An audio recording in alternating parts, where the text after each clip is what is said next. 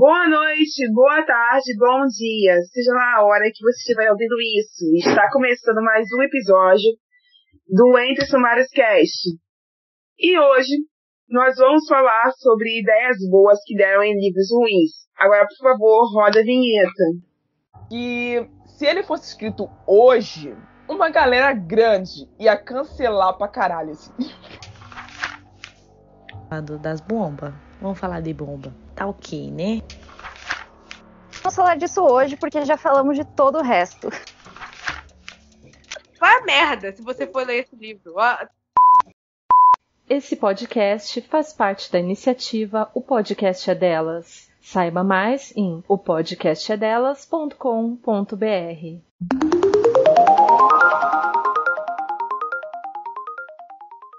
Galera, sejam bem-vindas. Esse tema foi mais um daqueles sugeridos pela nossa apresentadora Amy como pretexto para que ela xingue o personagem específico.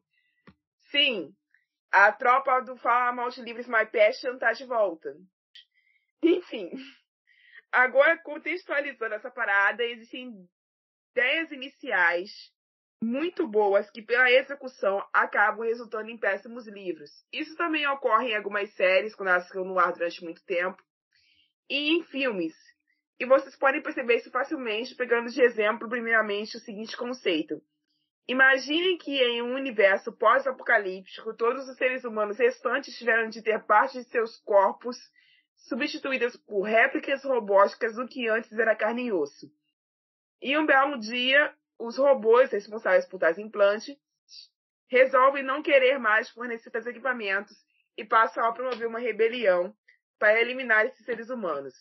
Isso te parece uma boa ideia de um enredo para um livro de ficção científica? Pois é, para mim também.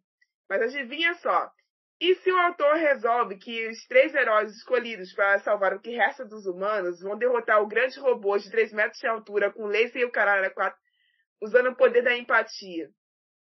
Pois é, a empatia seria uma daquelas coisas que os seres humanos têm e os robôs não, e esse seria o grande ponto fraco deles.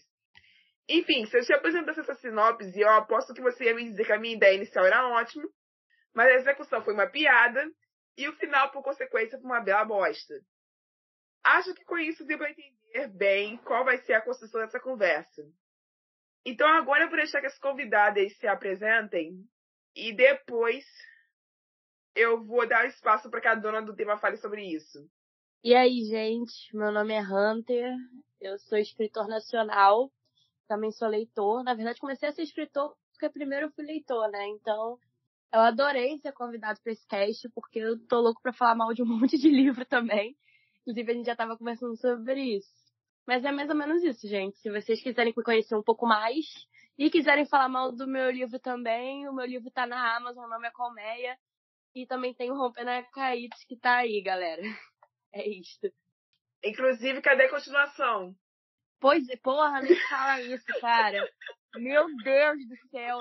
É aonde eu vou. Todo mundo que já leu Colmeia, vem atrás de mim. Cadê a continuação de Colmeia? Eu não durmo, cara. Eu baixei só a amostra e eu já tô cobrando. Tá vendo isso, cara? Tipo, você já viu aquele Todo Mundo Odeia o Chris, o Julius? Sabe? Quando você estiver tomando banho, eu vou estar lá. Pô, é isso que eu sinto, tá ligado? Todo mundo perguntando da continuação. Vai ter continuação. Esse ano ainda já tá pra rodo. Ok. Lud, saber está presente, por favor. Então, boa noite, bom dia, boa tarde, pessoal que está aqui no podcast e quem está ouvindo. Meu nome é Ludmila, eu também sou escritora nacional, também tenho um livro na Amazon, se alguém quiser falar mal, ele acabou de sair no mês passado. O que fazem 100 bilhões de estrelas? É um bom título. Chique. O Hunter perguntou sobre o que é meu livro. Ele conta a história de uma mulher nos anos 80, 70 e 80, aqui no Brasil, que está lidando com o casamento dela e algumas propostas de trabalho. E ela está lidando com um relacionamento abusivo e a gente vai acompanhar essa jornada dela para ver se ela vai conseguir sair disso ou ficar presa, como a maioria das pessoas fica. Meu número. Vou atrás, amiga. Vou ler. A cara da Anne. Aham. Espero que goste, aquelas. Aquelas. Eu já tô prevendo ela vindo chorar isso no grupo do podcast. Ou não goste e fale mal no segundo episódio desse podcast, tá ligado? Então, é sobre. Uma parte de dois isso. Mas assim, a Anne, ela pra falar mal das coisas, ela é bem mais light do que eu. É verdade. E eu tô aqui pra falar mal de alguns livros também. Eu trouxe um clássico, então vamos ver pra onde vai a discussão. Que é isso? Ou seja, temos uma Anne parte 2 nesse programa. Enfim, a dona do tema do dia quer falar sobre alguma coisa antes de eu seguir em frente, por favor? Eu vou fazer minha apresentação aqui. Oi, galera! Então, eu não vou ficar me justificando aqui, porque os espectadores desse podcast já têm que estar acostumados que eu só falo de tema com pretexto de falar mal das coisas. Esse não é o primeiro tema que eu tô assim, então se alguém tá incomodado, já era pra ter saído há muito tempo. Mas, enfim, caras, se tem uma coisa que deixa a gente mais triste, não é eu ler um livro, só um livro ruim. É você ler um livro ruim, tem uma ideia muito boa. Você pega um livro que você pensa, caraca, se tivesse na mão de um autor competente, isso ia ficar incrível, isso ia ser maravilhoso. Aí você pega um negócio que é medíocre pra ruim, entendeu?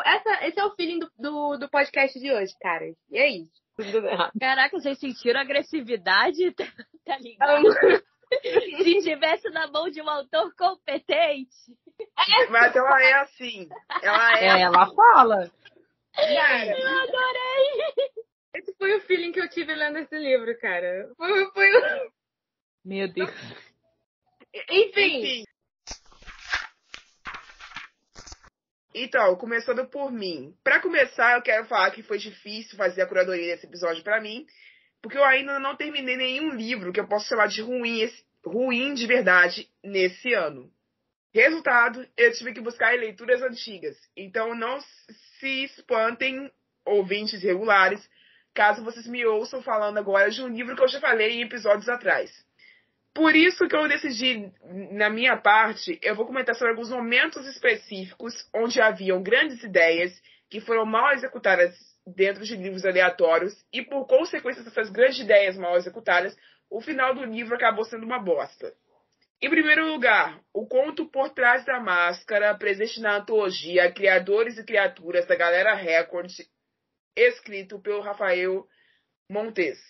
Oi, Rafa. Sim, eu tô falando de você de novo e dessa vez não é elogio. Ai, que tristeza isso daí, hein? Por incrível que pareça. É tristeza no meu coração, porque ele é um dos meus favoritos. Eu amo esse homem, mas hoje não, Rafa. Não é todo dia que a gente faz um Dias Perfeitos ou um Jantar Secreto. Às vezes a gente faz merda, acontece. Nos é apresentada nesse conto uma releitura do Fantasma da Ópera. Sim, aquele clássico francês, esse mesmo. Onde mais uma vez termina em tragédia, que era um negócio que eu pensei assim, pra que essa porra então? Quando eu abri o conto. Mas deixa pra lá. Só que dessa vez, e aqui vai o primeiro spoiler, se vocês forem ler esse negócio ainda, o conto se fecha com a demonstração da imortalidade do fantasma de uma forma um pouco menos escancarada e que não consegue, em momento algum, o livro, no seu contexto inteiro, da trajetória, transmitir a simpatia pelo personagem existente para quem tem lembrança do material original e o medo que a gente deveria assistir esse personagem, dá lugar ao sentimento de repulsa. Eu vou tentar explicar para vocês de uma forma melhor, que eu acho que eu não satisfiz o interesse de vocês nesse livro. Para quem não lembra da obra original inspiradora desse conto, a gente tem o que no Fantasma da Ópera, basicamente falando? A gente tem a Christine Daae, que é uma cantora aspirante, que está começando a entrar para o mundo da ópera agora, e ela é desacreditada por cantoras mais experientes, que estão no ramo há mais tempo, porque ela, além de ser muito jovem, ela tem uma voz que ainda não foi muito bem treinada. Nessa brincadeira de desacreditarem ela, o fantasma da ópera surge, Eric, e ele vai e treina a voz dela para ela ser perfeita, para ela ser inigualável. E ele consegue. No decorrer dessas tretas aí, eles se apaixonam, mas a Cristina acaba tendo que se casar com outro cara, e o Eric fica sozinho para sempre, porque ele é, no fim das contas, um grandiosíssimo coitado, porque ele era uma pessoa com deficiência. E histórias do século... Sei lá que século isso foi escrito. Eu vou chutar que foi em século XIII. Da França, pessoas com deficiência não são felizes, tá? Desculpa. Isso é fato. Quem na França é feliz, né? É verdade. Aí é outro episódio. Enfim, esse foi um resumo pobre que eu posso dar da obra original. Quem quiser entender melhor, vá assistir o filme, a versão de 2004, pelo amor de Santo Cristo. Muito mais o Rafael Montes esse conto. O que ele fez? Ele simplesmente pegou o material original e falou assim: eu vou fazer o Fantasma da Ópera como se estivesse vivo hoje. Suave. E ele ia fazer o quê?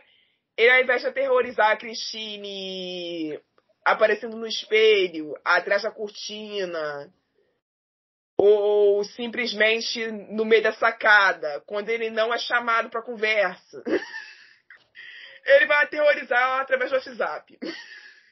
Ah, não! Meu Deus, é um stalker! Ah, não! Ele vai aterrorizar através do WhatsApp. E ele... pois é. Qual será Esse... o WhatsApp dele?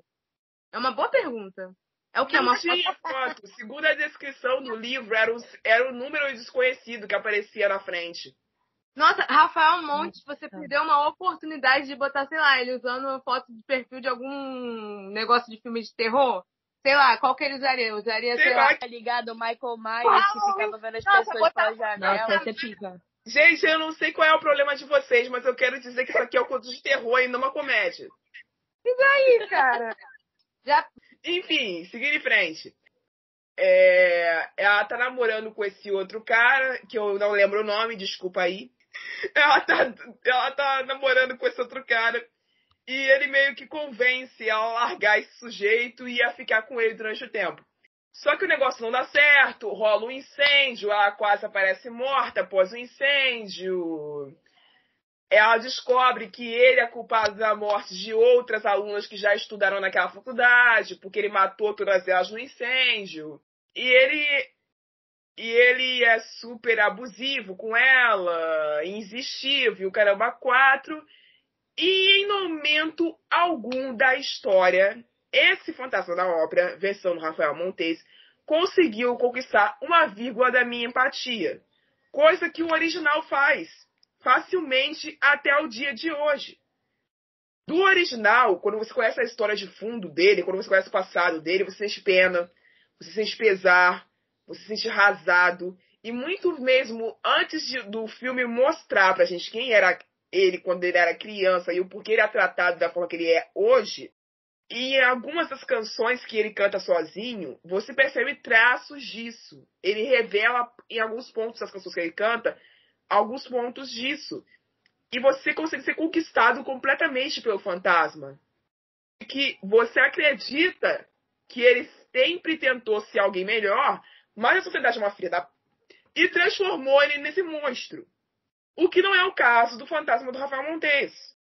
Então eu me frustrei, porque a ideia era ótima no conto, e no final terminou em uma tragédia que, se você olhar para pensar, é ridículo. Porque essa tragédia já estava vindo avisando há muito tempo.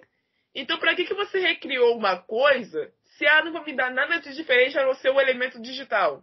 Reconto moderno, gente, o reconto moderno.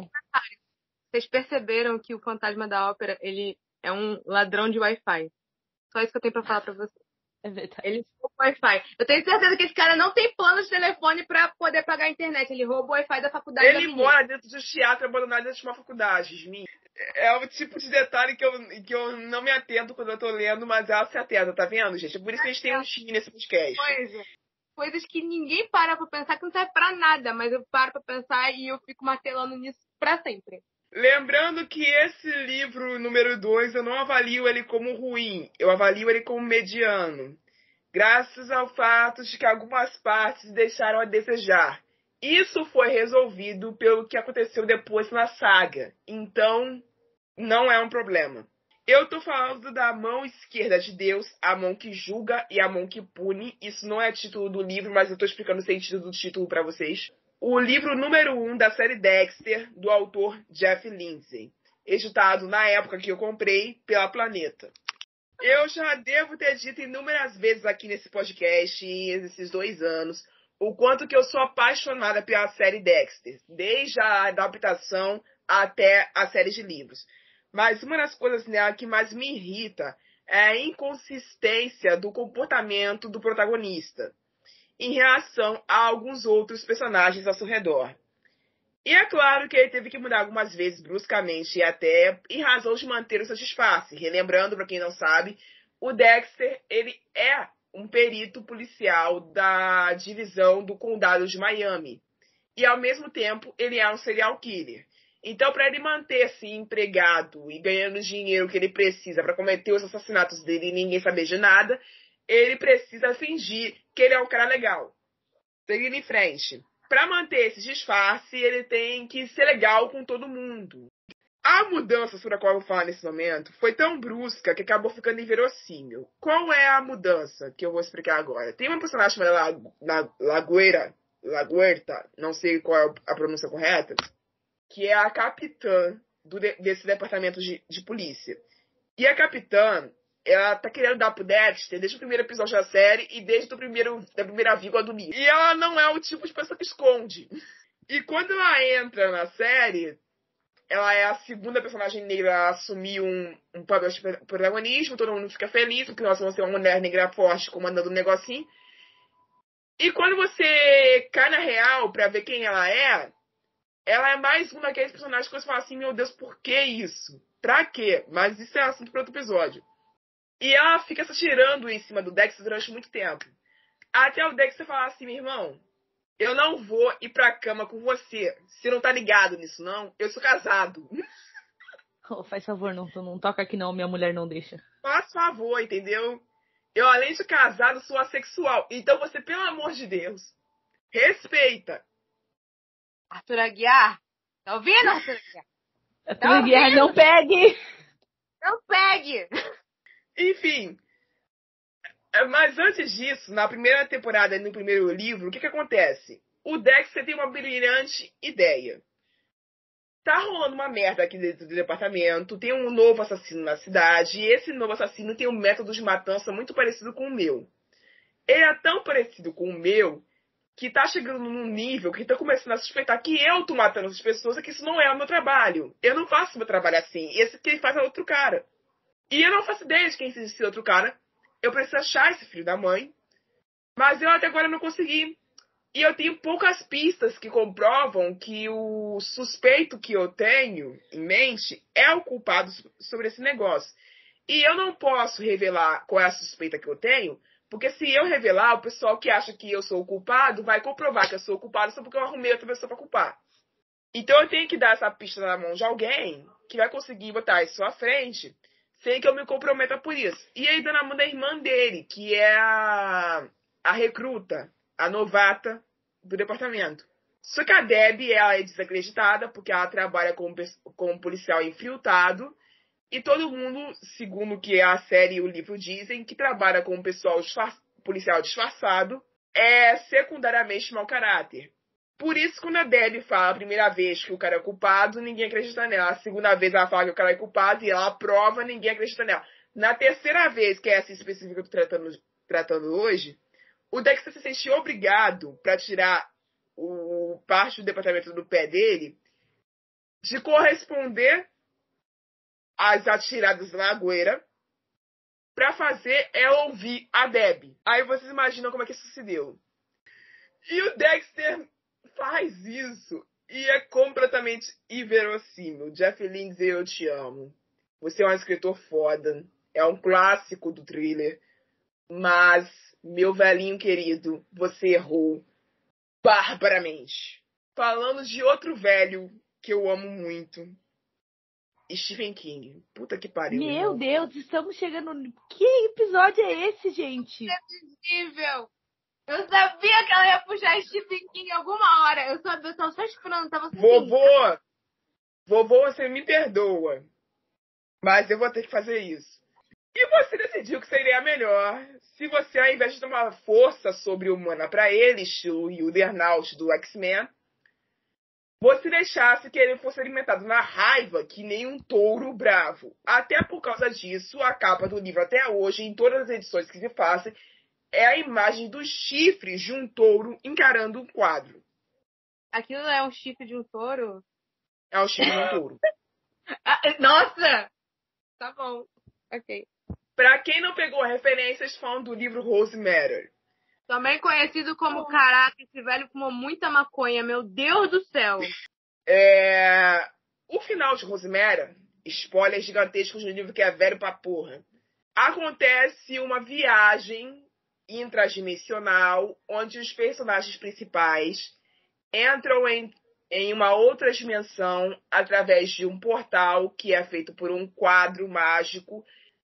O Norman é punido por todos os pecados que ele cometeu durante o contexto do livro inteiro de uma forma barbaramente cruel e merecida. E é extremamente frustrante isso, mas eu continuo amando Stephen King. Ele escreveu outros livros muito bons. E se vocês quiserem ler Rosemary ainda hoje, leiam. Mas tomem extremo cuidado, porque o final é uma bosta. Tá, eu vou começar falando de um livro, que esse livro é uma reclamação em conjunto, tá? Um dia estava eu no TikTok e a gente chegou, eu e a Amy, em uma conclusão de que a gente ia ler uns livros de uma série chamada Wicked Villain, sei lá, é uma versão da Katie Roberts, sei lá como fala o nome dela.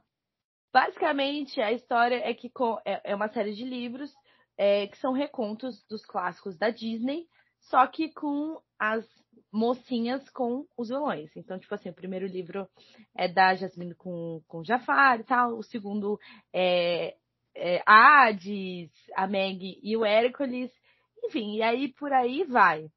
Tá bom. Eu e a Amy, a gente se propôs a ler este livro para que a gente comentasse aqui no podcast, num episódio especial e blá, blá, blá, blá. Porque a gente não tem efeito próprio, sim, basicamente.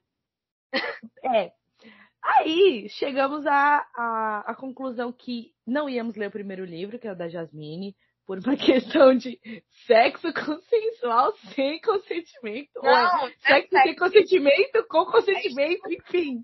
Gente, é um fetiche conhecido como fetiche em estupro. É isso.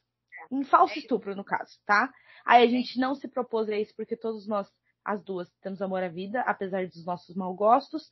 Mas a gente começou a ler Learn My Lesson, que é o segundo livro, que é o do Hades. E a gente estava animada. A gente estava animada. Por motivos que eu comecei a ler um livro que era da Sininho como gancho, e eu achei muito ruim, porque eu achei a Sininho muito chata, só que por 2 minutos aparece o Hércules falando com a Sininho. Eu falei, nossa, que personagem fofo, vou ler o livro dele. Aí a Anne foi também. Foi isso que aconteceu. Exato. Daí, porque a gente ia começar exatamente na Sininho, tá? Esse é o contexto. Sim, é um anime estiloso e a gente não tem respeito próprio. Então, né? Basicamente, na história, a gente tem o Hades e a Meg como um casal, já propriamente dito, e o Hades é dono de uma boate BDSM. E aí, eles encontram o Hades, e o Hades ele se torna uma brincadeirinha entre os dois, porque Hades, teoricamente, tem um propósito para Hércules ali no meio, etc. Não interessa isso, não. O que interessa é que este livro é muito ruim. Mas ele não é pouco ruim, não. Ele é muito ruim. O problema é ser chato, porque assim, o que a gente esperava era o quê? Um entretenimento de qualidade duvidosa, porque é um livro de putaria, a gente já sabia que era um livro de putaria, mas assim, a gente esperava que fosse um livro interessante, engraçado e divertido de se ler. Mas foi chato. Então, tipo, a gente não tá pedindo pra ser bom, mas ser chato é sacanagem. Ser chato é muita sacanagem. E tem umas certas inconsistências no livro, assim, que é basicamente, no começo da história, quando entra a história mesmo, a gente inicia com uma cena da narradora falando sobre a Meg, sobre a vida que a Meg tem com o Hades, tá? Num restaurante e tal, e aí metade do capítulo é só ela falando que a Meg não aguenta mais, que o relacionamento dela é uma merda, que o Hades é um homem cruel, que ela não teve escolha, que não sei o quê, blá, blá, blá, blá, blá. Até ele chegar e falar assim, vamos jogar um joguinho? E ela fala assim, não, eu não sou esse tipo de garota, eu não gosto dessas coisas, blá, blá, blá. Aí ele fala assim, ó, você pode escolher alguém pra você ficar nessa noite, né? Eu quero que você escolha alguém do restaurante. E aí ela para e pensa, não, se eu fosse uma pessoa direita, eu não iria escolher ninguém. Mas como eu não sou, aí você fica, minha filha, você me fez ler metade de um capítulo de você se vitimizando, você falando que a sua vida é um lixo, que você é isso, que você é aquilo, que o cara é um lixo, pra você me falar depois que não é uma pessoa boa. E assim, Puta só um merda. comentário de que, tipo, existem meio que oportunidades de criar uma trama interessante, além das 500 cenas de hot que, sinceramente, eu pulei mais da metade. Que, assim, o background tanto do Hades quanto do Hércules são interessantes. O fato do Hércules ele ter sido expulso do Olimpo, entre aspas, porque o Olimpo é meio que uma boate rival. Sei lá como é que funciona o universo dessa merda desse livro. Mas, tipo, tem um problema com Zeus que envolve tanto o Hades quanto o Hércules. Mas todos esses problemas são completamente esquecidos. O relacionamento entre o Hades e o Hércules é completamente esquecido. E, assim, é tudo focado na Meg e ela falando, poxa, estou sendo trocada pelo cara e que não sei o que, porque, nossa, eu não recebo tanta atenção do Hércules, eu não recebo tanta atenção do Hades, sendo que o Hades literalmente falou assim, olha só, esse menino tá aqui pra ele reavivar nosso relacionamento. Ele fala isso com todas as palavras pra ela, mas ela continua. Ele tá me trocando, como eu tenho sofrimento na minha vida. É basicamente isso, 90% do livro. E os não, é tipo, 10% do livro é isso e os outros 90% é cena de sexo inútil que não serve pra nada. É isso. E também a gente tem um caso aqui que a história ela foi muito bem colocada e poderia ter sido muito boa, porque como a história é em volta de BDSM, no caso, a gente teria o Hades como o dominador, a Meg como um switch, né, que fica trocando entre as posições, e o Hércules como submisso, né? Apesar da cena com a Meg, a primeira cena, puta merda, tem tudo, menos ser submisso ali no meio, tá? Mas tudo bem.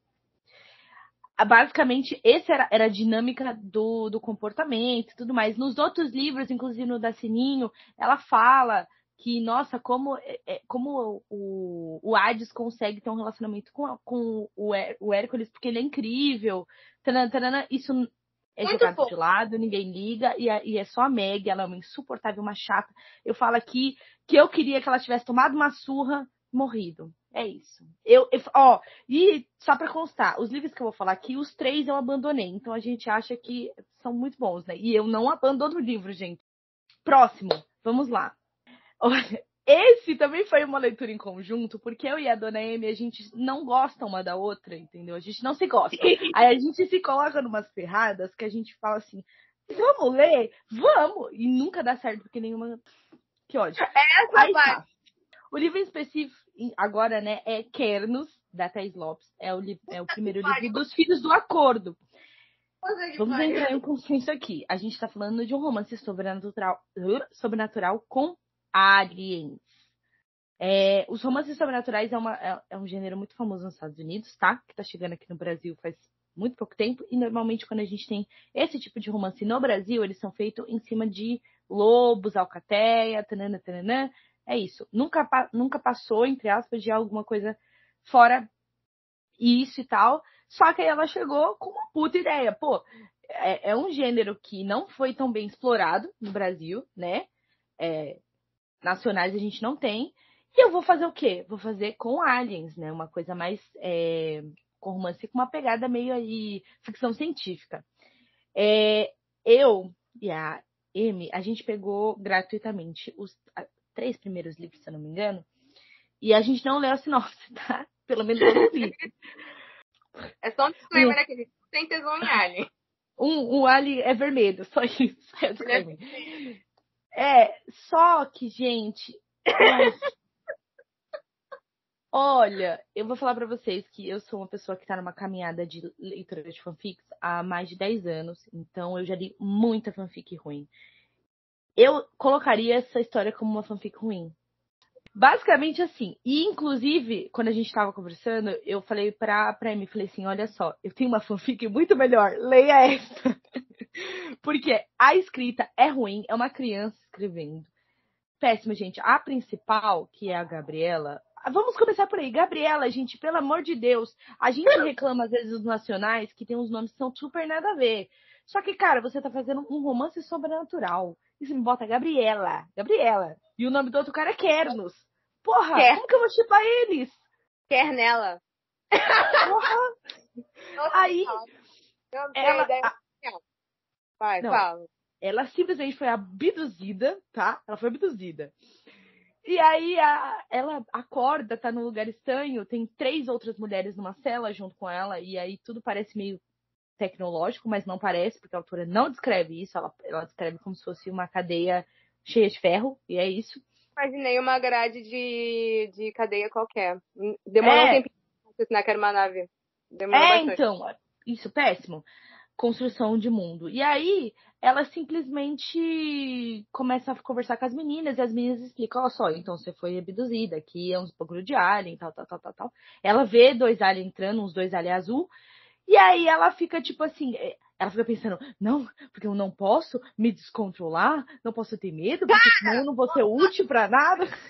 Você me vem, você acaba de ser sequestrada, tem a porcaria de um ET na tua frente. Você tá cheio. Tipo assim, vamos começar aqui. Todas as mulheres dentro da prisão são brasileiras. Elas falam português. Todas elas. Que conveniente. E assim, o tempo todo, tipo, se a gente tivesse só a protagonista, ela fingindo que ela tá bem e na cabeça dela ela assustando, tudo bem. Mas não, a cabeça dela ela tá na nice, parece que ela está em férias no Caribe, falando, não, eu não preciso, não posso me desesperar, e que não sei o quê, e eu tenho que ficar calma. Aí chega uma hora que ela começa a fazer piada.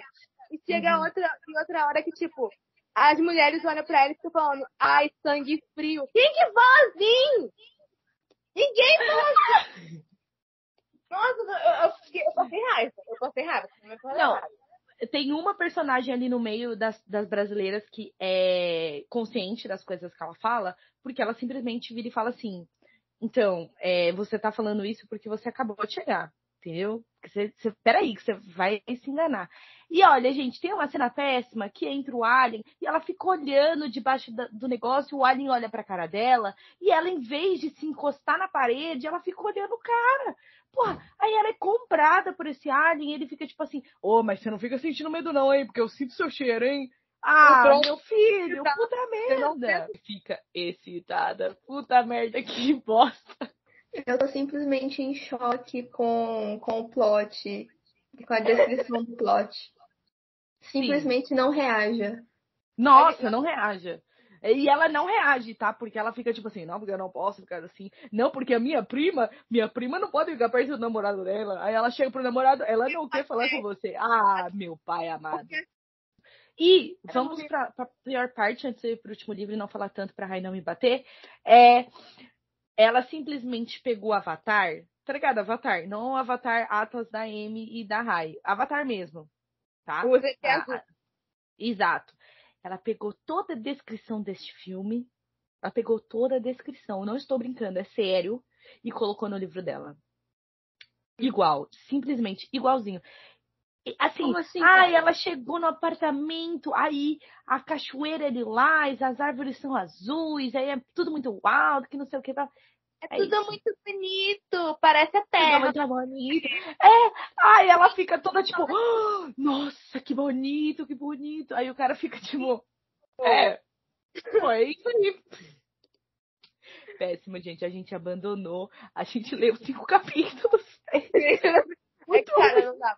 Existem, tipo assim, o livro do Hércules e da Meg eu fui até o final. Porque eu realmente falei, não tenho respeito próprio. Mas assim, pelo menos a escrita dava. Mesmo a protagonista sendo insuportável, os capítulos da narração do Hades e do Hércules, nossa, os capítulos do Hércules eram maravilhosos.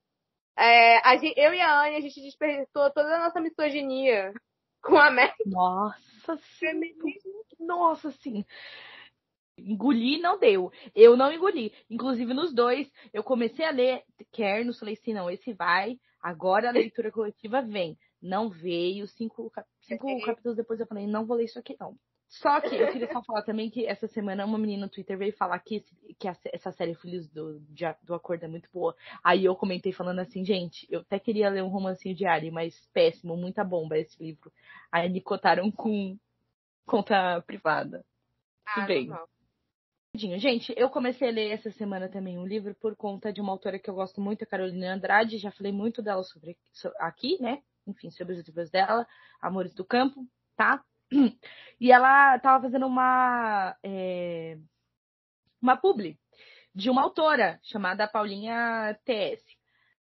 Aí o livro chama Café e Rock and Roll. É um livro de uma série e tudo mais. E o pseudônimo dessa série é Daddy Rock. Tá bom.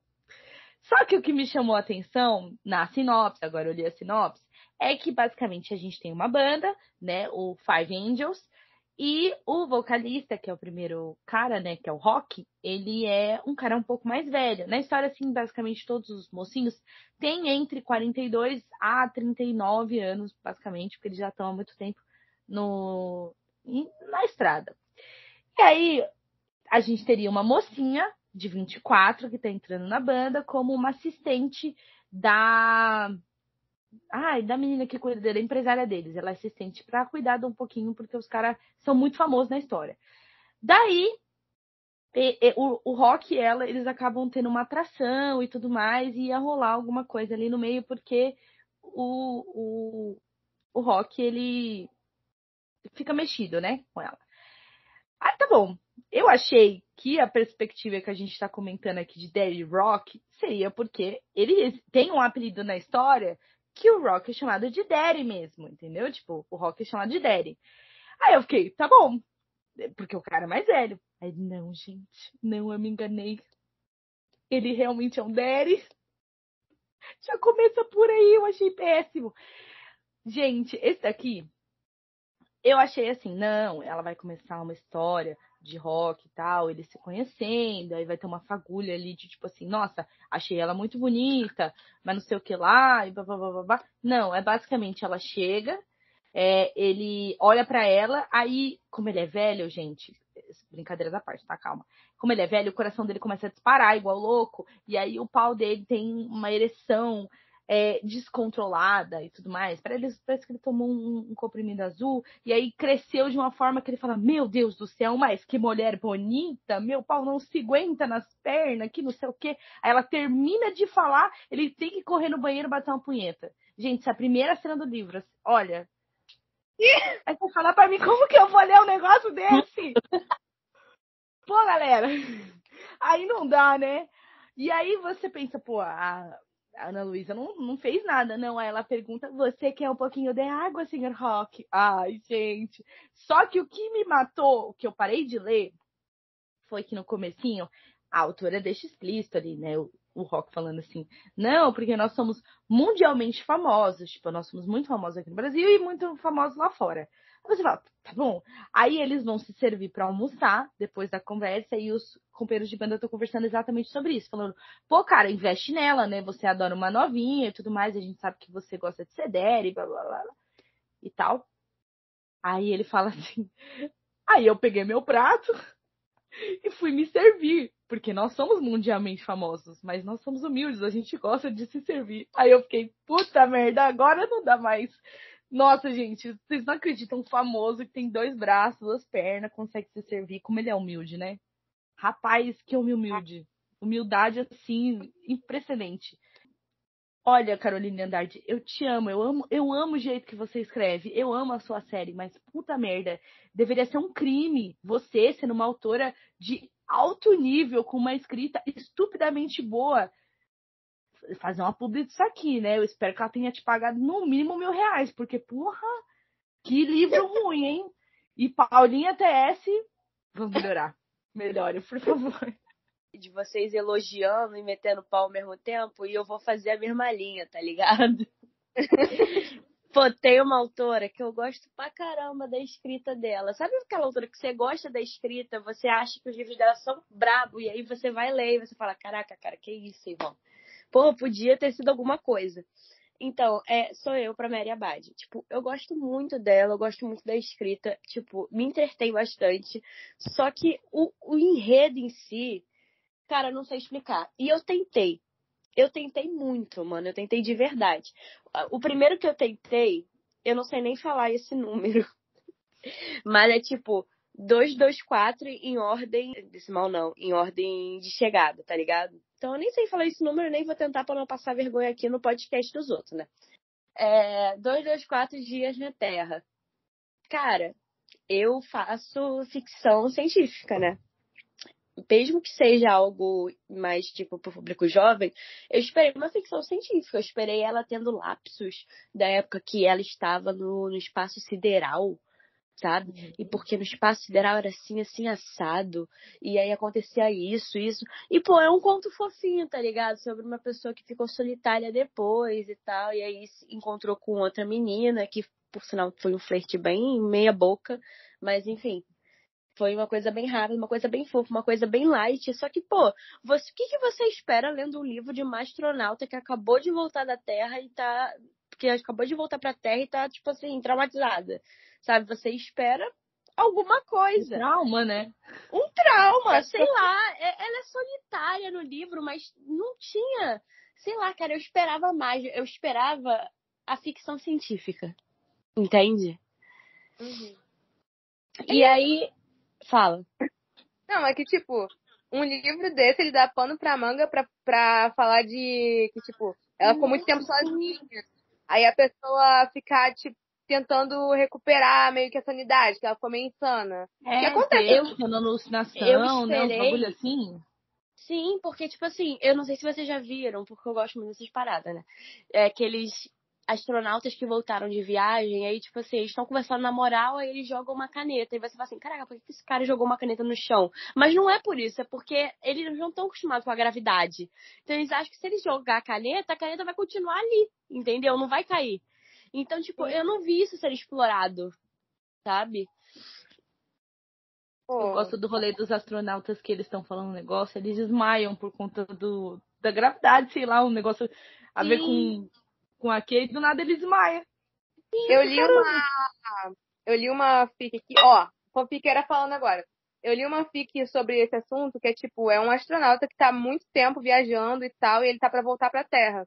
Só que o que acontece? Não tem mais vida na Terra. Então, tipo, ele consegue se comunicar com uma pessoa e, assim, ele fica conversando com essa pessoa, achando que tá falando com alguém de lá da Terra. Ele não sabe que tá, tipo, milhares de anos no espaço e que não tem lugar pra ele voltar.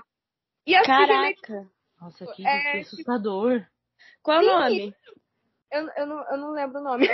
Ah, meu Deus. Que era ruim. Fomentou na gente a vontade de ler essa fic e não sabe o nome.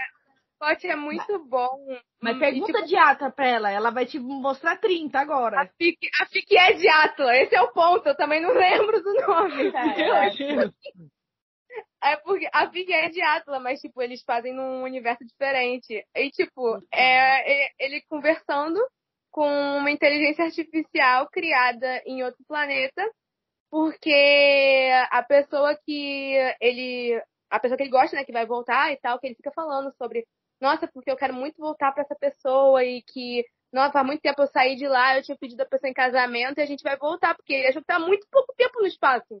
E aí ele descobre que a pessoa, tipo, tá todo mundo morto e não tem pra onde ele voltar, entendeu? Eu acho muito bom. Não lembro o nome, gente, desculpa. Caraca, fomentou agora. Mas era onde essa fanfic? Era na Wattpad? Era no A3.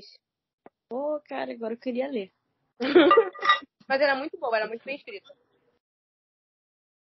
Cara, que ela falou? Ah, tá. Seguindo... E tipo assim, eu tentei, tá? Eu tentei. E aí eu comprei o livro Garotas de Pizza. Eu não consegui terminar de ler. Porque, agora veio uma curiosidade. Eu sou muito fã de futebol. Eu sou, assim, obcecada. Eu sou torcedora do Fluminense desde que eu nasci. Enfim, é um lado que eu tento não falar muito, mas às vezes eu acabo mostrando os stories no meu Instagram, passo mais vergonha por lá. E aí junta esse cult com a Hunter fazendo vergonha, tem gente que gosta, né? E aí, por que eu tô falando isso? Porque no livro tem uma cena que, tipo assim, eu tava lendo na moral, né? Só que teve uma cena que o meu lado de torcedora deu um grito e falou, chega. Que foi a cena em que tá tendo um jogo de futebol. E aí, tipo, a personagem principal, né, que tá lá torcendo, na moral. E aí ela vai, e tipo, o time dela está prestes a sofrer um gol. Então ela grita o nome da goleira, tipo assim, vai fulana, pra pessoa segurar o gol, sabe? Que nem todo torcedor faz.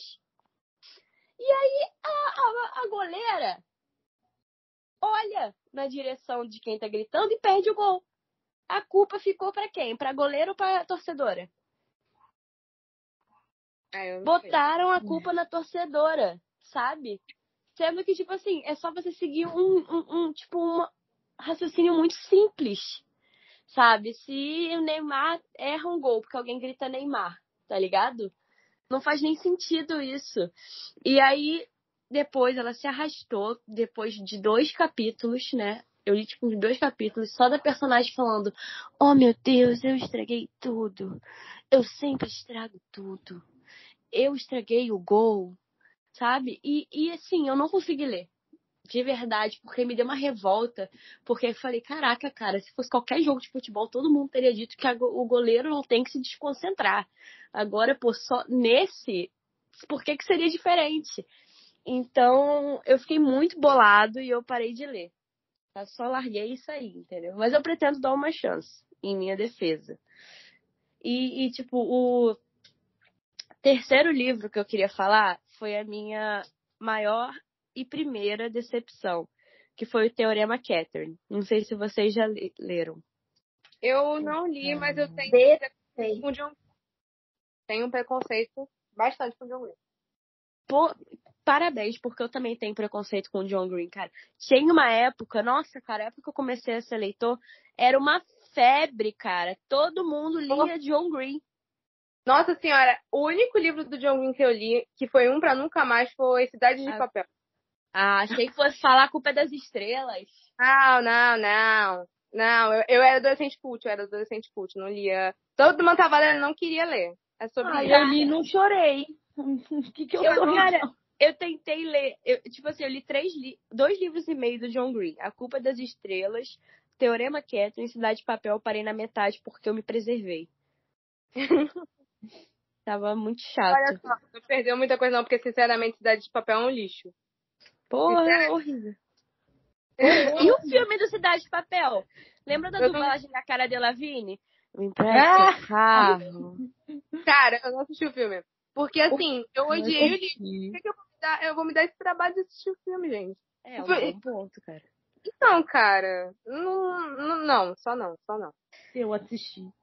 Você assistiu? E aí, o que você achou? Porque eu só vi Uma o trailer merda. e eu comecei a julgar. Incrível, a minha amiga na época amava esse livro. Aí ela falou, você vai comigo? Eu falei, vou. Aí ela toda felizinha, eu sentada assim, meu Deus do céu, esse filme não acaba. Olha que filme chato. Cara, não sei se vocês lembram que nessa época também todo mundo postava foto com aquela legenda. Se as pessoas fossem tempestades, ela seria uma garoa e um furacão, não era uma parada assim? Ah, não lembro. Nossa, Eu lembro foi só do uma ok. febre. Só do ok que eu lembro. Gente, imagina a pessoa que fez uma tatuagem do ok hoje em dia. Eu lembro que tinha muita gente que fez tatuagem disso aí. Tinha, Nossa senhora. Minha Nossa Senhora. E eu lembro que a primeira fanfic que eu escrevi foi de A Culpa é das Estrelas. Meu Deus! Sério mesmo, pra você ver como eu era problemático, mano. Não vamos te julgar. Só um pouquinho. Eu era muito problemático, cara. Deus que me perdoe. Aí, né? Teorema Catherine. Tinha tudo pra ser um livro foda, né? Com perdão da palavra. Pô, o cara, ele desenvolve um algoritmo matemático pra saber quanto tempo o relacionamento vai durar. O cara é um gênio. Muito maneiro. Aí você vai lendo o livro, né? Aí já começa a parte do ele só namora Catherine, obcecado, mas beleza. Aí vem a parte do conhecer uma Catherine. Você espera um romance. Aí ele vai desenvolvendo um desenvolvimento bem meia bunda, que diga-se de passagem. E aí, no final, o final ser a coisa mais ridícula que eu já vi. Ele simplesmente pega todo o desenvolvimento dele testando os cálculos, dele conhecendo a Catherine e joga no lixo. Porque ele simplesmente pega e fala assim, os cálculos deram certo. E quanto a Catherine, realmente só durou 2 semanas, que nem os cálculos me disseram. Os cálculos disseram isso. E aí termina o livro, tá ligado? Isso me revoltou num nível. Nossa, incrível. Que o John Green criou o esquerdão macho. Nossa, cara, sim! Cara, o Quentin é extremamente... Gente, o Quentin... Meu Deus! Nossa senhora! Mano, o Augusto é meio esquerdomacho também. Porque, cara, que tipo de homem normal chega perguntando pra você o seu nome completo? Não, e o cigarro metafórico. Ou é o Joey do You. Exatamente. O cigarro Tá é uma metáfora. Meu filho! É uma metáfora. O cara, ele tira um cigarro do bolso. Dentro de um avião. Ele queria o quê? Cara, se isso fosse no Rio de Janeiro, já iam chamar de terrorista e jogar ele da janela. Estavam certíssimos. E ele, não, é só uma metáfora. Eu não vou acender o cigarro, eu só boto entre os dentes. Caraca, cara, isso me revolta. Como ninguém socou a cara desse garoto? Como? Cara, eu não sei se pode falar esse tipo de coisa aqui. Então já vou sinalizar que se precisar de corte, pra cortar.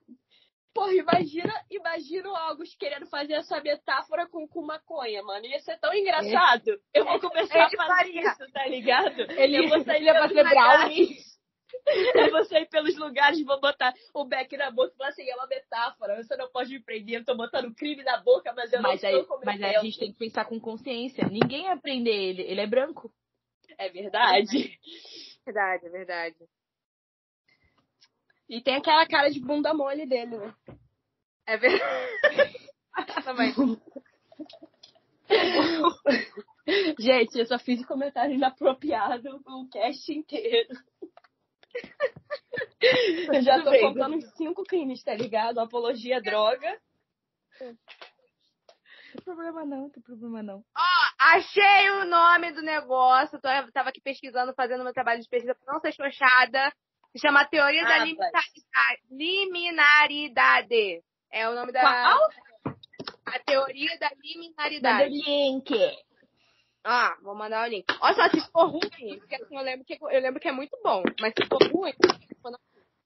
Se for ruim, vai ter um segundo episódio desse cast da gente falando mal dos livros que ela indicou. Sobre. A culpa é toda da Yasmin. No final do cast todo mundo indica um livro, já, tá ligado? Já fazer isso. No final do cast todo mundo indica um livro, aí no final todo mundo lê esses livros e a gente se reúne pra falar mal. Adorei. Tá, gente, essa ideia é para outro episódio, porque eu já vou ter que dividir isso em 2 partes, já passou de 1 hora. Hunter, você terminou? Terminei. Lud, você é a próxima, Amy, você é a última porque você pediu. Tá bom. Antes de entrar, então, no livro que eu trouxe, eu só quero concordar com o Hunter. O personagem de Ultrama Catherine é chato. Nossa, nunca li um personagem tão chato na minha vida. Eu terminei de ler esse livro e passei pra frente. Nunca mais queria ver a capa dele na minha frente, mas enfim. Eu também dei esse livro. Nossa senhora, que livro horrível. Mas eu sou fã de Cidade de Papel. O filme é horrível, mas eu amei o livro. É sobre isso. Mas enfim. O livro que eu trouxe, eu disse lá no começo que era um clássico, né? Admirável Mundo Novo, do Aldous Huxley, que foi publicado em 1932. Talvez seja polêmico trazer um clássico, não sei, né? Vamos analisar. Talvez a falha do livro seja a época que ele foi publicado e a época que eu li, mas daí a gente entra naquele outro assunto. Mas se é um clássico, devia ser atemporal.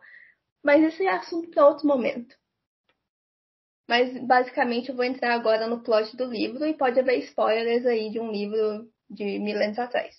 A gente tem uma distopia, onde os seres humanos são divididos por castas, e desde a fabricação, entre aspas, dos seres humanos, desde que eles são um embrião, eles já têm o que fazer da vida, você já entra na humanidade, na sociedade, pronto para fazer o que você foi designado para fazer, você não pode fugir disso de jeito nenhum.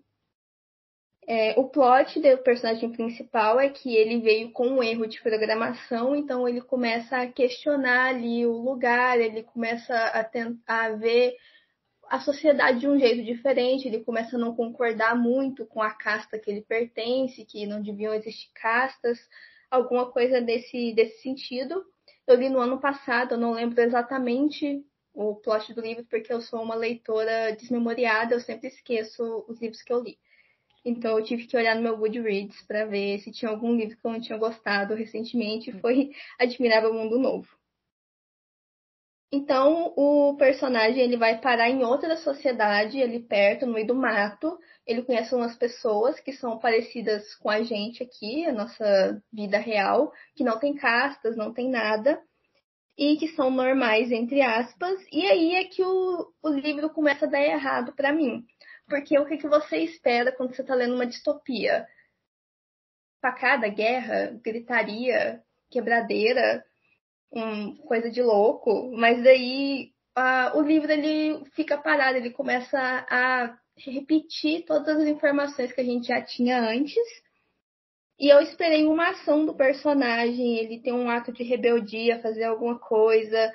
Mas o livro começou a ficar na mesmice, na repetição, tudo se repetindo. Ele viu toda aquela sociedade ali que ele não tinha conhecimento, de pessoas de antes dessas castas existirem, que foram deixadas à margem, deixadas ali no mato, literalmente. Ele vai parar no meio de uma floresta com uma galera.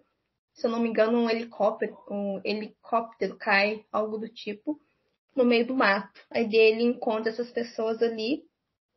E essa sociedade que começou a incomodar ele, ele não faz nada, ele fica passivo diante da situação e começa a filosofar da vida, meio que o que falou lá no começo, que tem uma ficção científica, mas daí vai lutar com robôs com empatia. É meio que isso que acontece no livro.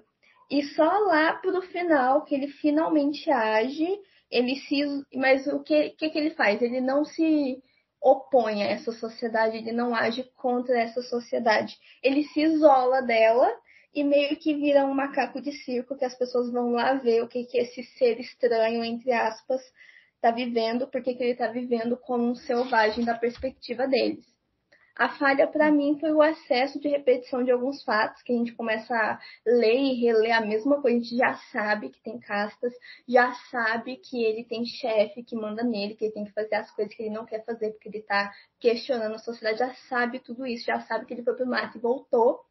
Mas daí a gente fica repetindo isso até ele decidir essa solução de se isolar da sociedade e a galera ir lá gravar ele vivendo solitário, sozinho. E ao invés do personagem, sei lá, ter uma ação, invadir um lugar, quebrar uma máquina, quebrar lá a parte da fecundação para as pessoas não nascerem mais programadas para fazer alguma coisa, ele só sai. O que ele decide fazer é sair. Então, o que me frustrou mais no livro, assim, que eu achei ruim, foi a atitude do personagem em si, como isso foi desenvolvido, porque eu estava esperando, por ser uma distopia, mais ação, mais uma ação realmente desse personagem, ao invés de ele só se isolar da sociedade. E o livro ficou maçante por causa disso, porque ele resolveu tudo, digamos, com a mente, ao invés de uma ação física, que era o que eu estava esperando desde o começo, e porque todo mundo fala desse livro, então eu já comecei a ler com as expectativas lá em cima. Nossa, realmente, esse livro eu só vi gente falando bem. Eu também. Incrível. Mas eu sinto assim, que pela descrição, né? Eu tenho esse livro aqui, mas ainda não peguei para ler. Pela descrição, me parece mais que a proposta do autor foi ser um negócio mais, eu vou dizer meio que entre aspas, pé no chão. Tipo, se você pega uma distopia meio que Jogos Vorazes, que tem toda uma revolução, é uma coisa bem maior do que só no personagem. Aí, tipo, a gente tem... Seria, tipo, Jogos Vorazes tinha casting e só falasse... cara, eu só não quero estar aqui, mas eu também não quero liderar uma revolução e ninguém botasse ela pra liderar uma revolução. Porque, sejamos sinceros, uma pessoa só não faz uma revolução, entendeu? E eu acho que esse meio que foi o raciocínio, sabe? Tipo, a maioria das pessoas está satisfeita com aquela situação, as outras que estão, elas não querem confrontar porque os exércitos são enormes e eles provavelmente iam morrer. Então o cara só ficou na dele. Pelo menos esse foi o que eu entendi pela explicação mesmo, no livro, né? Então eu posso estar completamente errada. Foi bem isso mesmo, tipo, ele ficou na dele, ele viu a nova sociedade lá de fora, viu a galera sendo livre, entre aspas, ali no mato, sem recursos, mas livre dessas castas, só que porque durante a leitura você sente que ele quer fazer alguma coisa, ele tá sempre ali no quase, mas ele nunca faz nada, entendeu? Acho que isso que atrapalhou, entre aspas, a leitura e você fica esperando ele fazer alguma coisa, fica sempre na espera. Parece que ele tá sempre esperando o ônibus e o ônibus não vem nunca. Foi essa sensação que eu tive. Eu vejo muito isso em livros antigos de distopia, tipo, meio que, entre aspas, né, o Conto da Aia até que tem algumas coisas diferentes, mas tipo, o Conto da Aia, aquele do... Eu esqueci o número no negócio, aquele que queimam os livros, esqueci qual é o nome. A menina que queimava livro, sei lá? Fahrenheit 500. Nossa, eu falei um negócio aqui, que puta merda. A menina que queimava livros. Fahrenheit 451.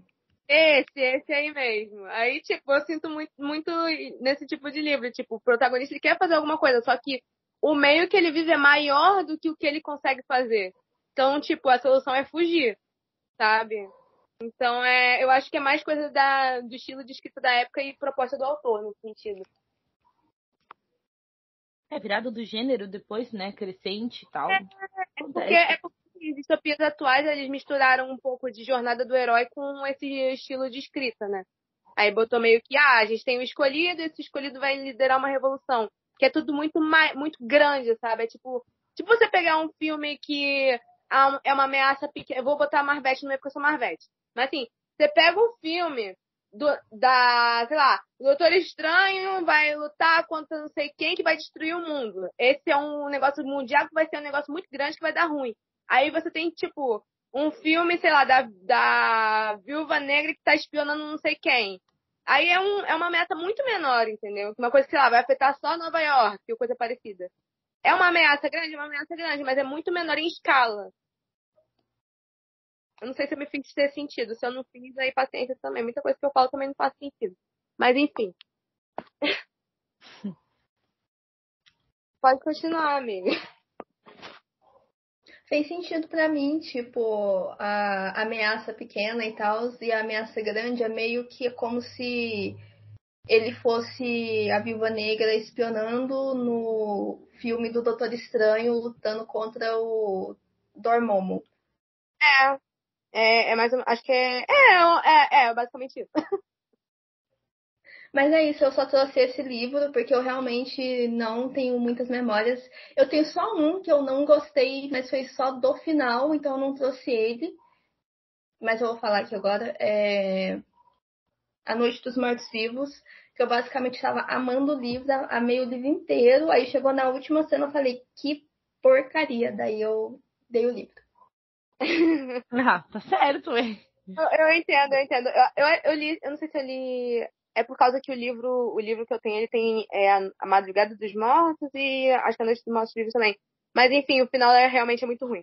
Muito ruim. A pessoa pegou um doce, jogou na sua cara, falou, abre a boca, põe a língua pra fora, raspou o doce na tua língua e falou assim, daqui. Não vai ter. Não tem doce. O livro é assim, porque, cara, é uma leitura muito boa, é um thriller muito bom, mas, nossa, o final é triste, o final é muito triste. Não chega a ser nível Rosemary, mas é triste. É minha vez agora, gente? Vai, menina. Isso mesmo. Você encerra esse episódio. Então, o motivo de todo esse episódio é porque eu li e você ligou para o Sam, do Dustin Tal. que, assim, é o mesmo autor. Eu não tenho certeza disso, dessa informação agora, porque eu fui ver depois que os nomes nos livros estão diferentes. Então, eu vi no grupo do Telegram o pessoal falando sobre isso, que ele era autor desses outros livros, mas agora também não tenho certeza. Então, eu posso estar esperando uma fake news. É assim, ele escreveu Há 5 Passos de Você, e todo esse tempo. E todo esse tempo era um dos livros que estava na minha TBR, agora não tá mais. Por quê? Porque, assim, a gente tem uma premissa de que a gente tem essa menina, o namorado dela morreu num acidente de carro, e ela, tipo, tá passando por uma depressão ferrada, de luto, e ela liga pro celular do namorado dela morto. E ele atende. Essa é a premissa do livro. E, assim, eu peguei num momento que eu queria muito chorar. Eu tava num momento assim, eu quero ficar triste, eu quero ficar mal, eu quero ficar na depressão, ficar horas no corredor chorando em posição fetal e falando por que a vida é assim. Eu queria isso pra minha vida. E eu comecei a ler. A gente tem um livro em primeira pessoa narrado por essa menina. E, assim, eu não sei se é só comigo isso, mas eu tenho... É muito fácil pra criar um elo comigo com uma pessoa que tá de luto.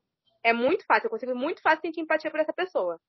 Porque, assim, todo mundo já perdeu alguém, todo mundo, assim, se não perdeu, sabe que vai perder ou tem medo de perder. Então, é muito fácil você criar um elo com alguém que está de luto e criar empatia por essa pessoa, principalmente no livro de primeira pessoa.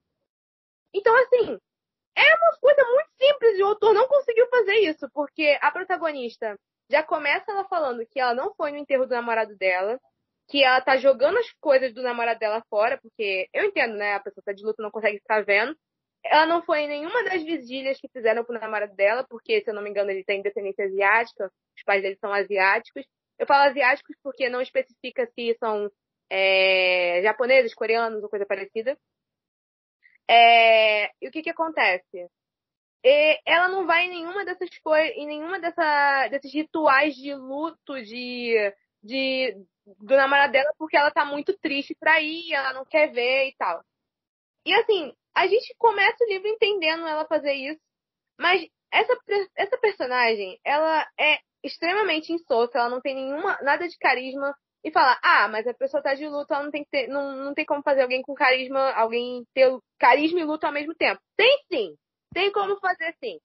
Então, tipo, o livro inteiro é narrado por ela e você não sente um pingo de empatia. E todos os momentos que é ela falando, flashback da época do namoro dela com o Sam, são insuportáveis. Que casal sem química. Pelo amor de Deus. Eu acho que o meu colchão e a minha parede têm mais química do que esse casal. Porque, assim, não é possível. Você tem literalmente uma cena que você lê, pelo menos eu li. Você sabe, cara, eu tinha que estar assistindo alguma coisa nisso daí, mas eu não sinto absolutamente nada. Eu tô entediada. Pelo amor de Deus. Termina isso, por favor. Tá muito chato. E, tipo, da primeira ligação, a partir da primeira ligação, eu consegui criar ranço do morto, sabe? Eu consegui criar ódio do morto, eu consegui criar ódio da menina. E a única coisa boa nesse livro, além da premissa, é os personagens coadjuvantes. Que tem o Oliver, que é um menino que era muito amigo do Sam, e, tipo, ele tá muito de luto. E o luto dele, você consegue comprar, você consegue ver essa pessoa de luto. Tipo, ele tem um diálogo. Eu consegui criar empatia por ele só nesse diálogo, porque ele tava falando que as pessoas do Facebook que nunca falaram com o Sam, falando que estão tristes e que não sei o quê, e ele, com muita raiva disso, porque, é absurdo que as pessoas façam isso só porque a pessoa morreu, essas pessoas nunca nem falaram com ele, e a protagonista fala, mas cada um tem seu próprio jeito de lidar com o luto. Aí ele fala, se todo mundo tá fazendo, então não é uma coisa única. E eu me apaixonei por esse personagem, ele é maravilhoso, todas as cenas dele são maravilhosas, tem uma subtrama dele muito boa. E a outra coadjuvante que também é muito boa é a prima do Sam, que ela é a pessoa que, tipo, também tá muito, muito mal, e ela que tá organizando todas as vigílias e todas as coisas, e fica meio que chamando a protagonista, vem, porque não é porque as pessoas estão falando, meio que culpando ela pela morte do Sam, que você não tem que ir, ele gostava muito de você, a família tá perguntando sobre você, por favor, vem, que ele ia querer que você estivesse junto. E é muito irritante, a gente quer o tempo todo que essa menina deu um tapa na cara da protagonista, porque ela é insuportável. Ela é muito egoísta e, tipo, Cara, você acaba de perder seu namorado num negócio muito trágico, porque uma das cenas que também é muito boa é ele descrevendo como que o Sam morreu, porque teve o acidente, o Sam saiu andando do acidente, andou meio quilômetro, caiu no chão e morreu, porque assim, ele conseguiu ficar vivo por um tempo, mas ele não conseguiu socorro, e ele morreu por causa disso, porque tava perdendo muito sangue. Sabe? É um negócio que pega. Então, tipo, você não vai no prestar homenagem. Ela só vai no túmulo do Sam porque o Oliver falou pra ela ir. Sabe? É um negócio que você fica muito puta. E, tipo, quando começa as ligações, piora. Porque ela cria um negócio na cabeça dela que tem como ela ficar junto com o Sam, mesmo o garoto estando morto. E ela só conseguindo falar com ele por ligação, geralmente à noite. E, tipo, é muito estúpido, porque ela fica com esse negócio na cabeça. Eu meio que entendi o que o autor quis dizer de que, você não pode se prender às pessoas, mas também não pode esquecer, porque meio que o Sam entendeu que ela tava querendo esquecer dele, jogando as coisas dele fora e tal.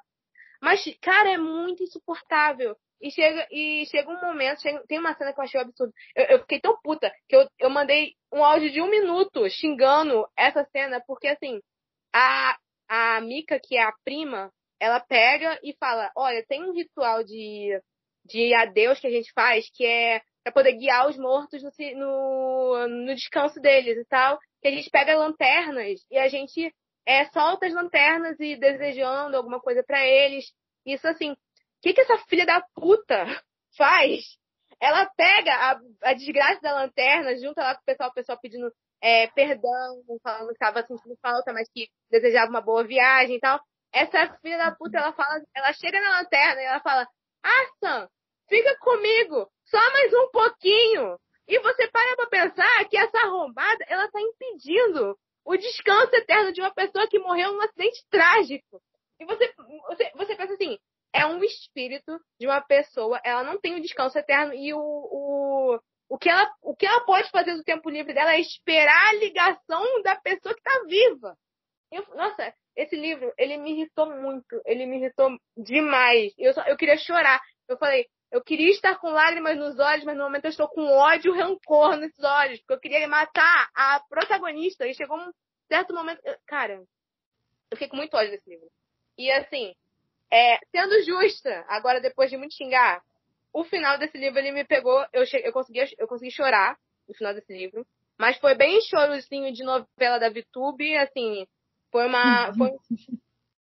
um choro bem meio meh, porque assim, eu não me importava com os personagens. Então, tem uma cena que, tipo, o irmãozinho dele, o irmão mais novo, que eu acho que ele tem o quê? Uns 10 aninhos.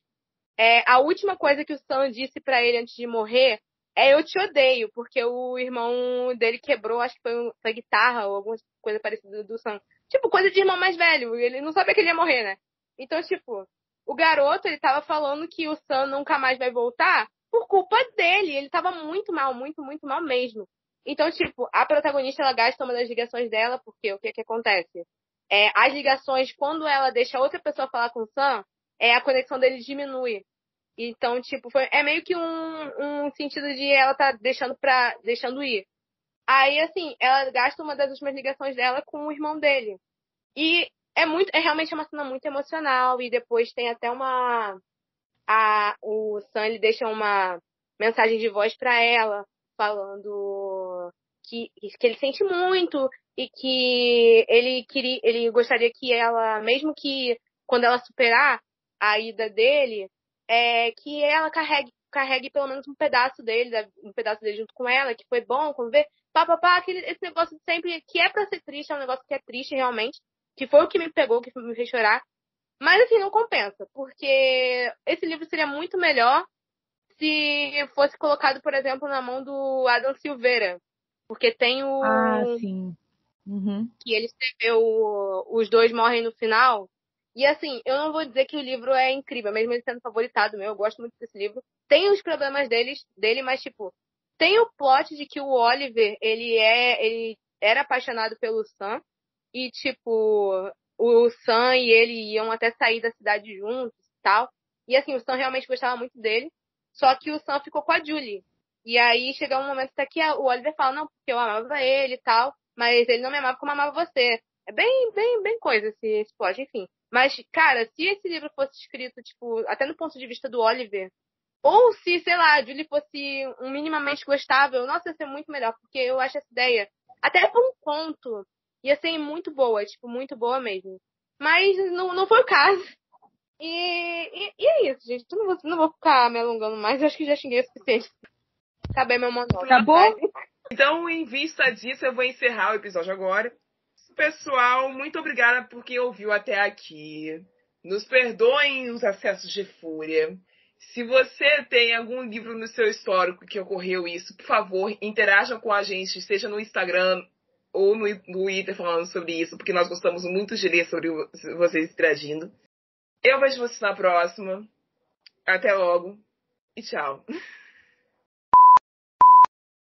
Você ouviu um programa participante da rede Podcast é Delas, uma iniciativa que fornece toda a infraestrutura necessária para mulheres hospedarem e publicarem os seus podcasts. Para fazer parte, entre em contato conosco através do site opodcastadelas.com.br ou através das nossas redes sociais, como @opodcastadelas.